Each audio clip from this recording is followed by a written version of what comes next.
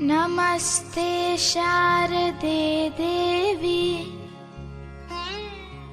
सरस्वती मति प्रदे वसत्वं मम जीवाग्रे सर्वविद्या प्रदा भव। Hello students, today we are going to start chapter number 8 quadrilateral। Quadrilateral अब हम लोगों को पढ़ना है। ठीक, तो क्वाड्रिलेटरल क्या होता है? क्वाड्रिलेटरल बताने से पहले हम लोगों ने ट्राइंगल पढ़ चुके हैं क्वाड्रिलेटरल के पहले, और उसके पहले हम लोगों को लाइन सेगमेंट डॉट ये सब जानते हैं। ठीक है, क्वाड्रिलेटरल क्या है? जैसे कि मान लो अगर हम लोगों को 3 डॉट्स इस प्लेन पर कोई 3 पॉइंट्स पता हो, ठीक है, ये हमको पता है 3 पॉइंट्स, 3 नहीं 4 है। इनको अगर हम लोगों को क्या करना है, इनको अगर ये तीनों चारों एक ही लाइन पे लाई करें, चारों अगर हमारे क्या हों, कोलिनियर पॉइंट्स हों, ये हमारे कोलिनियर हैं, कोलिनियर पॉइंट्स हमने क्या बताए थे कि अगर कोई भी 3 या 3 से ज़्यादा, 3 भी हो सकते हैं 3 से ज़्यादा भी हो सकते हैं, 3 और more than 3 points lie on the same line, then that is called collinear points. अगर 3 या 3 से ज़्यादा कोई भी पॉइंट एक ही लाइन पे लाई करते हैं वो कोलिनियर पॉइंट्स बोले जाते हैं। अगर ये चार पॉइंट हमारे इस तरीके से हों, एक ही लाइन पे हों, तो वो कोलिनियर पॉइंट्स बोले जाएंगे, तो वो लाइन सेगमेंट बनाएंगे। तो ये हमारा क्या बना रहे हैं? लाइन सेगमेंट बना रहे हैं। अगर चारों पॉइंट इस तरीके से हैं, एक ही लाइन पे हैं, तो वो लाइन सेगमेंट बनाएंगे। अब अगर मान लो यही हमारे 3 कोलिनियर हो जाए और एक नॉन कोलिनियर हो जाए, ये चारों पॉइंट्स में से देखो ध्यान से, अगर हम लोग इस तरीके से मिले तो ये कौन सा शेप हमारा बनना? ठीक है, तो 4 डॉट्स पर 4 डॉट से हमारा क्या बनना? ट्राइंगल बनना। क्यों? क्योंकि 3 कोलिनियर पॉइंट्स हैं और बाकी एक हमारा नॉन कोलिनियर है, तो ये हमारा क्या बन जा रहा? ट्राइंगल बन जा रहा। इसी के साथ अगर मान लो ये हमारे सारे पॉइंट्स नॉन कोलिनियर हो, ऐसे ऐसे कहीं रखे हों, ऐसे रखे हों, ठीक है, कोई भी पॉइंट हमारा सेम लाइन पे, मतलब कोई भी 3 पॉइंट्स हमारे कोलिनियर नहीं है, तो देखो ध्यान से, इनको अगर मिलाएंगे तो क्या बनेगा? इसको ऐसे इससे मिला दिया, इसको ऐसे मिला दिया, इसको ऐसे मिला दिया, इसको ऐसे मिला दिया, तो ये हमारा क्या बनना है? क्वाड्रिलेटरल बनना है। ये क्या बनना है? ये जो शेप बनना है इसी को हम लोग क्वाड्रिलेटरल बोलते हैं। ठीक, 4 sided enclosed figure is called quadrilateral. A figure made by 4 line segment, a closed figure made by 4 line segment is called quadrilateral। यानी एक ऐसा फिगर जो 4 लाइन सेगमेंट से मिलकर बना होगा और क्लोज होगा, उसको हम लोग क्या बोलेंगे? क्वाड्रिलेटरल बोलेंगे। अब देखो क्वाड्रिलेटरल एक और, ये मान लो ऐसे रखा हुआ, अब मान लो ऐसे यही चारों पॉइंट्स ऐसे रखे हों, ठीक, तो इनको अगर हम लोग मिलाएं तो देखो ध्यान से, इसको ऐसे मिलाया, इसको ऐसे मिलाया, इसको ऐसे मिलाया और इसको ऐसे ज्वाइन कर दिया, तो ये हमारा जो फिगर बनना है ये भी हमारा क्या बोला जाएगा? ये भी क्वाड्रिलेटरल हो जाएगा। ये दोनों फिगर जो हमारे हैं, ये हमारे दोनों फिगर क्वाड्रिलेटरल, देखो उसमें 1 साइड 2 साइड 3 साइड 4 साइड, ठीक है, 4 साइडेड क्लोज्ड फिगर है, तो ये भी हमारा क्या बोला जाएगा? क्वाड्रिलेटरल बोला जाएगा। ठीक, तो अगर हम लोग क्वाड्रिलेटरल की डिफिनीशन लिखना चाहें तो क्वाड्रिलेटरल की डिफिनीशन क्या हो जाएगी?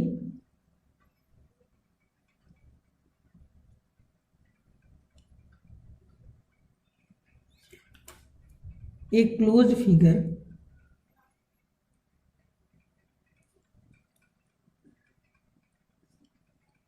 made by 4,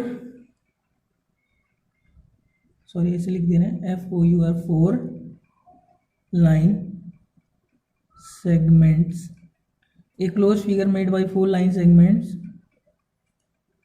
is called quadrilateral। यहाँ 4 लाइन सेगमेंट की जगह 4 इंटरसेक्टिंग लाइंस लिख देते तो भी सही थी। ठीक है, तो ये हमारा क्वाड्रिलेटरल हो जाएगा। अब क्वाड्रिलेटरल हमारे कितने टाइप के होते हैं हम लोग ये पढ़ेंगे, how many types of quadrilateral. देखो क्वाड्रिलेटरल का हम लोगों ने एग्जांपल अपने डेली लाइफ में बहुत सारे देखें, जैसे हमारी ये सीट जो है, ये जो सीट पे हम लिख रहे हैं, ये भी हमारी क्वाड्रिलेटरल शेप की है, क्योंकि इसमें 4 साइड है, 1 2 3 4। आपने जो टेबल देखा होगा, वो टेबल भी आपका 4 साइड का होता है। आपकी जो नोटबुक होती है वो भी 4 साइड की होती है। आपका white board, black board, green board जो होता है, जिसमें स्कूल में पढ़ाया जाता है या कोचिंग में पढ़ाया जाता है, वो भी हमारा क्या होता है, 4 साइडेड होता है, वो भी हमारा क्वाड्रिलेटरल होता है। तो ऐसा कोई भी फिगर जो 4 साइडेड होगा तो वो हमारा और क्लोज्ड होगा, उसको हम लोग क्वाड्रिलेटरल बोलेंगे। अब हम लोग टाइप्स ऑफ क्वाड्रिलेटरल पढ़ते हैं।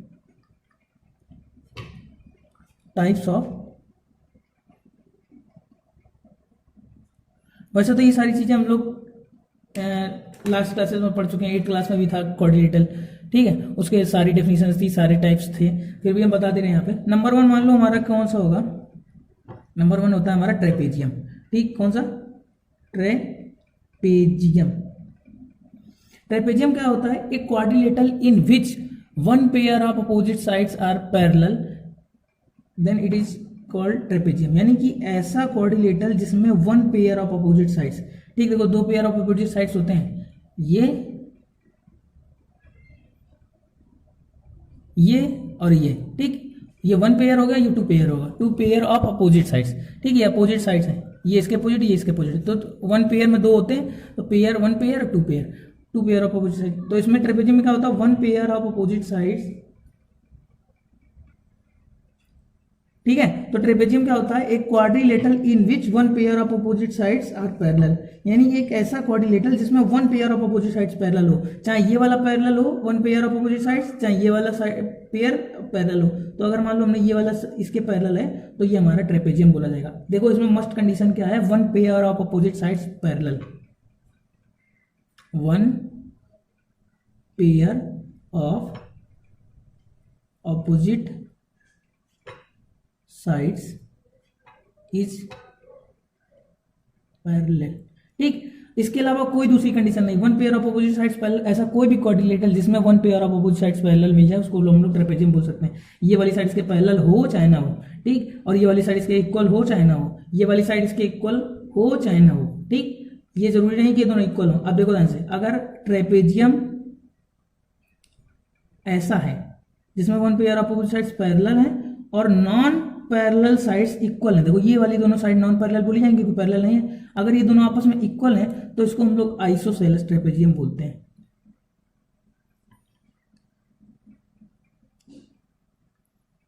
ठीक। अगर नॉन पैरेलल साइड्स इक्वल हो जाती हैं तो उसको हम लोग आइसोसेलेस ट्रेपेजियम बोलते हैं। ये साइड इसके पैरेलल है, ठीक, ये हमने इक्वल के लिए लगाया, ये पैरेलल नहीं है, ठीक है, ये इक्वल के लिए हमारा हो जाएगा, ठीक है, ये चीज हमने पैरेलल के लिए लगाई ये लाइन। अब इसके बाद हमारा क्या आएगा, एक आती काइट। काइट भी हमारा जो होता है, काइट हम लोगों ने देखा होगा इस तरीके से बना रहता है, ठीक, पतंग जो हमारी होती है वो इस तरीके से होती है, उसमें भी देखो 4 साइड है, क्लोज है और 4 साइडेड है, तो ये भी हमारा क्या है, क्वाड्रिलेटरल का एक पार्ट है। तो काइट में क्या होता है,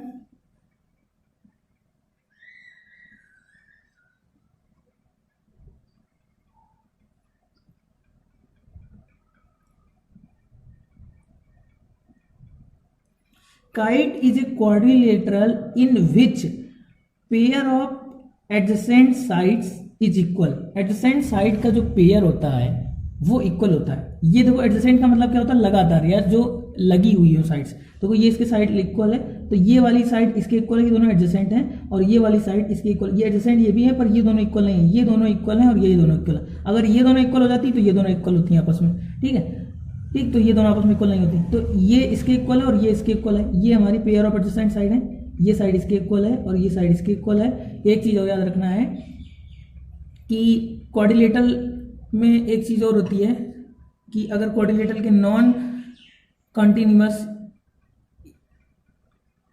वर्टेक्स को अगर ज्वाइन करते हैं तो हमारा क्या बनाता है, डायगोनल बनाता है। जैसे इसको हम इसके साथ मिला दें तो ये हमारा क्या हो जाएगा, वर्टेक्स बनाएगा, वो डायगोनल बनाएगा। तो ऐसे ही क्या होगा कि इसमें ये देखो 2 डायगोनल हमने ड्रॉ किए हैं, तो इसमें एक बड़ा डायगोनल होता है, एक छोटा डायगोनल होता है। तो बड़े डायगोनल जो होता है वो छोटे वाले को बाइसेक्ट करता है, ये वाले साइड यानी इसकी इक्वल होती है, ये वाला बाइसेक्ट नहीं होता, यानी ये साइड इसके इक्वल नहीं होती, पर छोटा वाला जो डायगोनल होता है वो बाइसेक्ट होता है, ठीक, वो इक्वल होता है, ठीक। और यहाँ पे 90 डिग्री का एंगल बनता है। जो काइट के डायगोनल होते हैं, ठीक है, larger diagonal bisects smaller diagonal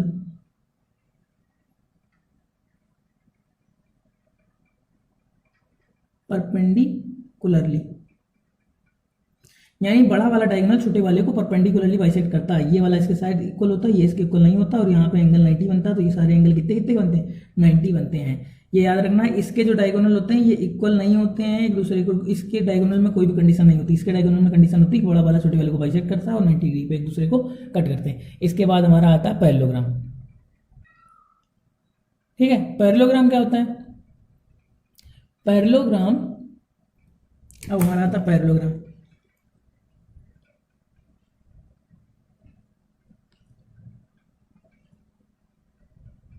देखो अभी इसमें इस चैप्टर में क्वाड्रिलेटरल में कई सारी थ्योरम्स हैं, तो अगर हम लोग को सारे क्वाड्रिलेटरल के टाइप्स पता होंगे और उनकी क्या प्रॉपर्टी होती है वो पता होगी, तो हमको उनको प्रूविंग करने में कोई भी दिक्कत नहीं आएगी, बड़ी आसानी से प्रूव हो जाएंगे।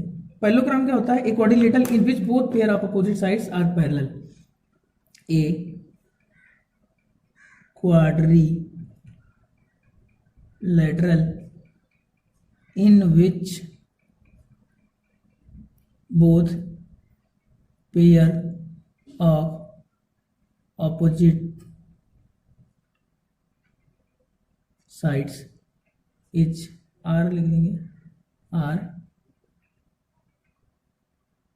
पैरेलल, यानी एक ऐसा क्वाड्रिलेटरल जिसमें both pair of opposite sides parallel हो। यानी कि देखो ध्यान से, अगर हम लोग ऐसे बनाएं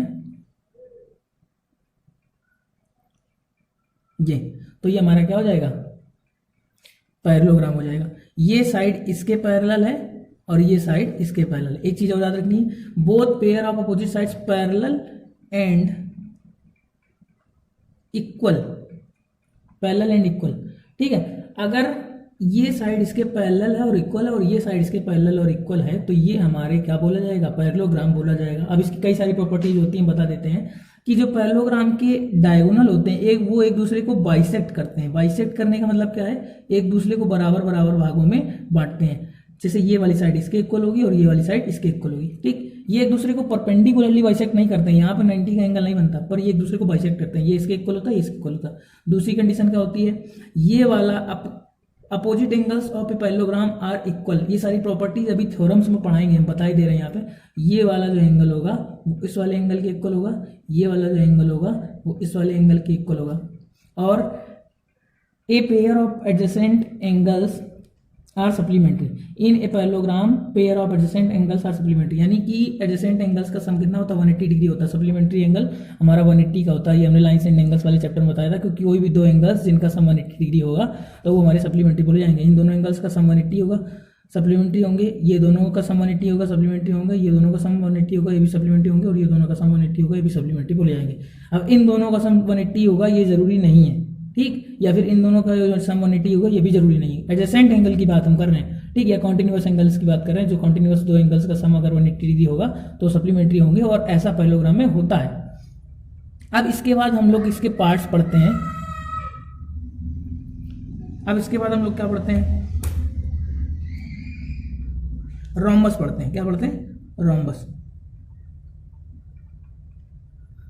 रोम्बस क्या होता है? A quadrilateral in which both pair of opposite sides parallel and all sides are equal.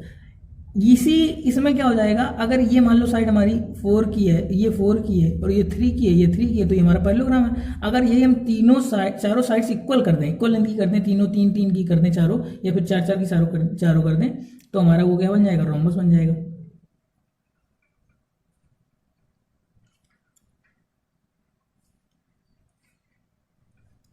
मान लो ये सारी साइड्स 4 सेंटीमीटर की हैं, तो ये हमारा क्या बन जाएगा? रोम्बस बन जाएगा। ठीक है, रोम्बस में ऑल साइड्स इक्वल होती हैं। ठीक है, यहाँ पे एंगल 90 डिग्री नहीं होता। अब एक चीज याद रखनी है कि रोम्बस और स्क्वायर अलग अलग चीज होती हैं। रोम्बस में भी ऑल साइड्स इक्वल होती हैं, पैरेलल उसमें स्क्वायर में भी ऑल साइड्स इक्वल होती है, पर स्क्वायर में ऑल एंगल्स 90 के होते हैं। यहाँ पे ये 90 के नहीं होते, ये जो एंगल्स हैं ये 90 के नहीं होते। फिर क्या है कि रोम्बस के डायगोनल एक दूसरे को परपेंडिकुलरली बाइसेक्ट करते हैं। यहाँ पे देखो केवल बाइसेक्ट करते हैं, तो यहाँ पे diagonals bisect each other perpendicularly. ठीक, डायगोनल्स एक दूसरे को परपेंडिकुलरली बाइसेक्ट करते हैं, ये 90 का एंगल भी बनता है और ये इसके इक्वल भी होते हैं, पर ये डायगोनल आपस में इक्वल नहीं होते हैं, यानी पूरी लेंथ जो डायगोनल की होगी ए बी सी डी, ये जो ए सी डायगोनल होगा वो बी डी के इक्वल नहीं होता, यहाँ भी ए सी और बी डी इक्वल नहीं होते हैं, डायगोनल्स आपस में इक्वल नहीं होते पर एक दूसरे को परपेंडिकुलरली बाइसेक्ट करते हैं, ये चीज इसके इक्वल होती है, ये चीज इसके इक्वल होती है और यहाँ पे 90 डिग्री का एंगल बनता है, ये पूरा इस पूरे के इक्वल नहीं होता, यहाँ भी ये पूरा इस पूरे के इक्वल नहीं होता है, ये इसके इक्वल होता है, ये इसके इक्वल होता है, यहाँ पे 90 डिग्री नहीं बनता है, यहाँ पे 90 डिग्री बनता है, ये हमारा रोम्बस हो गया। इसके बाद हम लोग पढ़ेंगे रेक्टेंगल।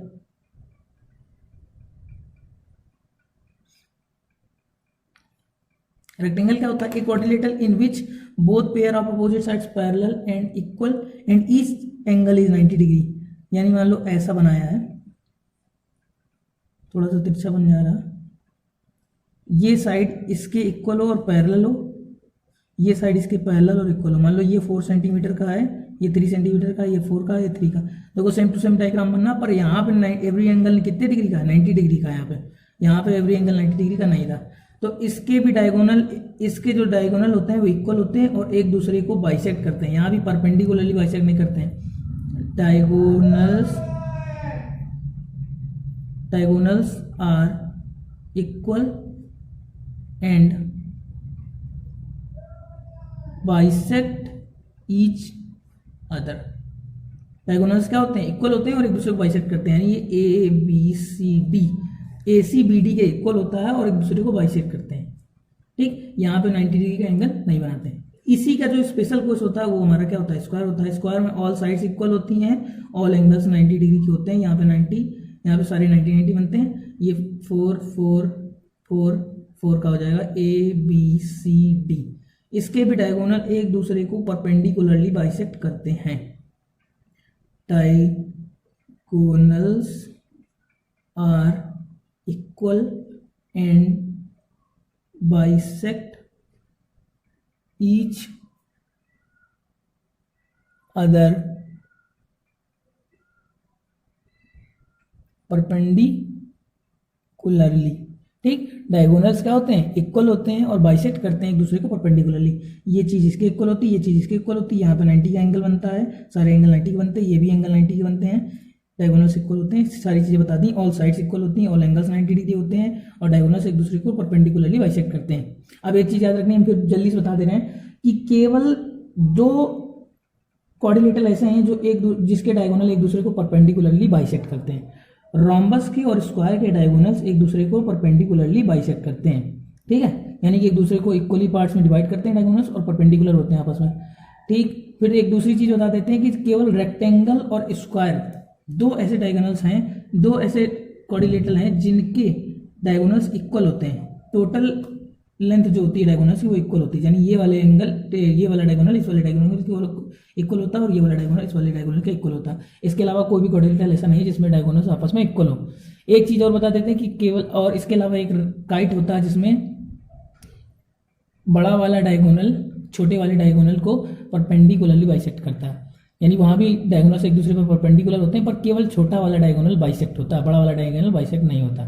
ठीक है, अब देखो ध्यान से, हम लोग क्या करते हैं, पैरेललोग्राम को हम लोग रेक्टेंगल नहीं बोल सकते हैं पर रेक्टेंगल को हम लोग पैरेललोग्राम बोल सकते हैं। ठीक, पैरेललोग्राम, इसको रेक्टेंगल नहीं बोल सकते पर इसको पैरेललोग्राम बोल सकते हैं। इसको रोम्बस नहीं बोल सकते, इसको रोम्बस बोल सकते हैं पर इसको स्क्वायर नहीं बोल सकते, इसको स्क्वायर नहीं बोल सकते पर इसको रोम्बस बोल सकते हैं। ठीक है, ये चीज हमको याद रखनी है। अब इसके आगे हम लोग बढ़ते हैं, कुछ थ्योरम्स हैं। जो थ्योरम नंबर 8.1 है वो है a diagonal of a parallelogram divide it into two congruent triangles. ठीक, जो 8.1 का स्टेटमेंट है, a diagonal of a parallelogram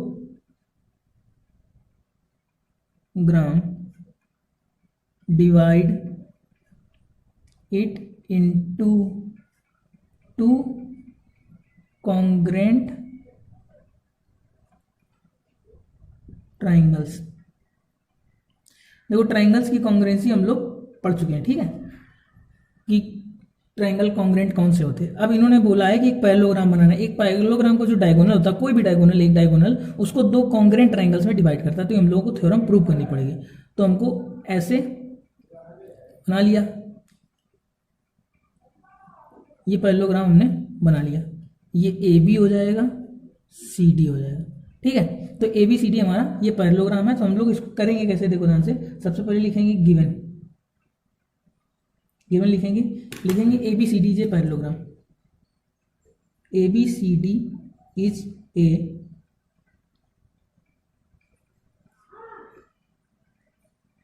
parallelogram. उसके अलावा अब अगर ये पैरेललोग्राम है तो हम लोग ये जानते हैं कि ए बी बराबर सी डी के होगा and A B parallel C D होगा। दूसरी चीज क्या होगी, बी सी बराबर ए डी होगा एंड बी सी जो होगी वो ए डी के पैरेलल होगा। ये चीज हम लोग जानते हैं क्योंकि ये पैरेललोग्राम है तो ऐसा चीज होगी, ये प्रॉपर्टी होती है पैरेललोग्राम की। दूसरी चीज हमको प्रूव क्या करना है, और एक चीज ये मान लो हमने एक डायगोनल ड्रॉ कर लिया, हमको प्रूव ये करना है कि क्या लिख दे रहे हैं, टू प्रूव, हमको प्रूव करना है ट्राइंगल ए बी सी जो होगा वो कॉन्ग्रुएंट होगा triangle A B C, congruent होगा ट्राइंगल किसके, सी डी ए के। ये हमको प्रूव करना है। अब हम लोग प्रूव करते हैं। देखो आंसर, हम लोग जिन ट्राइंगल को प्रूव कॉन्ग्रुएंट प्रूव करना उनके नाम लिख लेते हैं, in triangle A B C and triangle C D A. यानी हम लोग ए बी सी और सी डी ए में काम करने वाले, ए बी सी और सी डी ए। अब देखो ध्यान से ये वाली साइड हमारी किसके इक्वल है, इसके इक्वल है, ए बी बराबर सी डी। ये हमको क्या है, गिवन है। क्यों, क्योंकि पैरेललोग्राम गिवन था तो इक्वल हो गई। और ये वाली साइड इसके इक्वल होगी, सी डी बराबर सी बी बराबर ए डी। दूसरी चीज ये हमको मिल गई गिवन। तीसरी चीज हमको क्या मिली कि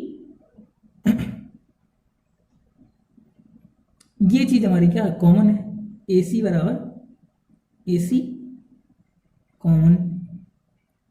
अब देखो ध्यान से कौन सी हमने कई सारी वो पढ़ी हैं कॉन्ग्रुएंसी थ्योरम्स। नंबर 1 पढ़ी थी साइड एंगल साइड, ये एक्सियम थी हमारी। फिर हमने पढ़ी थी एंगल साइड एंगल, फिर हमने पढ़ी थी एंगल एंगल साइड, फिर हम लोगों ने पढ़ी थी ट्रिपल एस, ठीक, फिर हम लोगों ने पढ़ी थी आर एच एस। ये सारी हम लोगों ने कॉन्ग्रुएंसी थ्योरम्स पढ़ी थी। तो हम लोग इन दोनों को कॉन्ग्रुएंट प्रूव करना तो इन्हीं कोई थ्योरम्स लगा के प्रूव करेंगे। अब देखो ध्यान से, एक साइड इसके इक्वल मिल गई, एक साइड इसके इक्वल मिल गई, एक साइड कॉमन मिल गई, तो ट्रिपल एस लग जाएगी। कौन सी लग जाएगी, ट्रिपल एस वाली लग जाएगी। तो हमारा क्या हो जाएंगे, triangle A B C congruent हो जाएगा ट्राइंगल सी डी ए के बाय ट्रिपल एस रूल। ये वाला डायगोनल अगर ड्रॉ करते तो भी ऐसा ही काम हो जाता। अगर ये दोनों कॉन्ग्रुएंट हो गए तो ये इनको प्रूव करना था, बस केवल इतना प्रूव करना था। अब हमारी जो थ्योरम 8.2 है,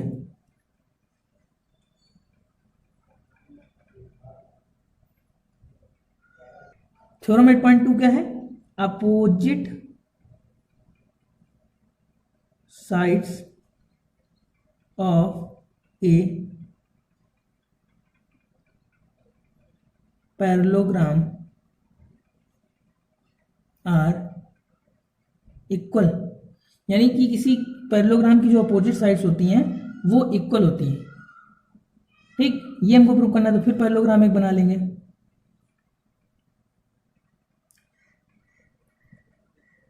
ऐसे एक हम लोग डायगोनल ड्रॉ कर लेंगे। उसके बाद देखो ध्यान से, हमको ये प्रूव करना है कि ये साइड इसके इक्वल होगी और ये साइड इसके इक्वल होगी। अब देखो ध्यान से कैसे हम लोग कर सकते हैं, ए बी सी डी।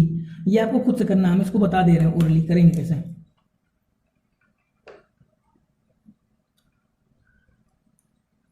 ये पैरेललोग्राम है तो both pair of opposite sides parallel होगा, यानी ये साइड इसके पैरेलल होगी, ये साइड इसके पैरेलल होगी। अगर ये इसके पैरेलल होगी तो ये ट्रांसवर्सल का काम करती है, तो ये वाला एंगल किसके इक्वल होगा, इसके इक्वल होगा, ठीक, काम बन गया।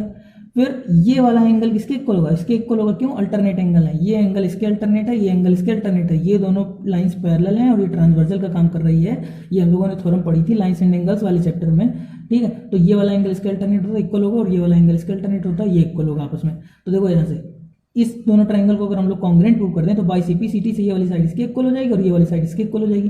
तो देखो ध्यान से, ये एंगल इसके इक्वल है, ये एंगल इसके इक्वल है, दो एंगल इक्वल मिल गए, और ये साइड हमारी क्या मिल रही है, कॉमन मिल रही। तो angle side angle, angle side angle, ये वाली थ्योरम लगा के एंगल साइड एंगल से ये दोनों क्या हो जाएंगे, कॉन्ग्रुएंट हो जाएंगे। और अगर ये दोनों कॉन्ग्रुएंट हो गए तो बाई सीपी सीटी से इनकी करस्पॉन्डिंग पार्ट्स क्या हो जाएंगे, इक्वल हो जाएंगे। तो हम यहाँ लिख देंगे, इसको कर देते हैं, प्रूव कर देते हैं सीधे। इसका हम पूरा नाम नहीं लिख रहे हैं, इसको अगर हम एंगल 1 नाम दे दें, इसको एंगल 2 नाम दे दें, इसको 3 नाम दे दें, इसको 4 नाम दे दें, तो हम यहाँ लिख रहे हैं इन ट्राइंगल, किसमें किसमें काम कर रहे हैं, triangle A B C and triangle C D A, ठीक।